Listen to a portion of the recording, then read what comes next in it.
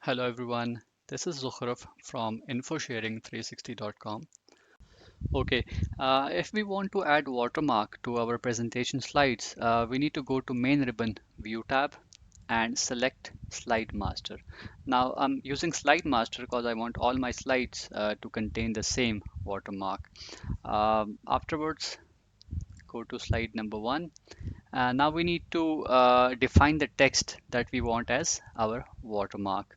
For that, we need to go to main ribbon insert tab and select text box. Write in the text that you want to appear as your watermark.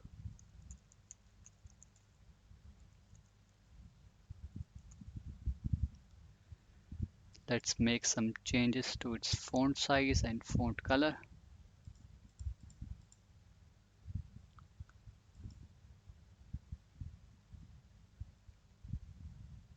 I think this one's good.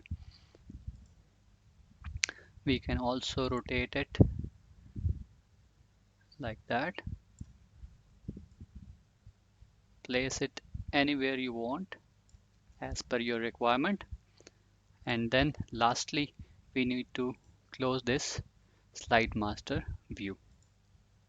See, it has worked perfectly and this watermark is now appearing on all the slides.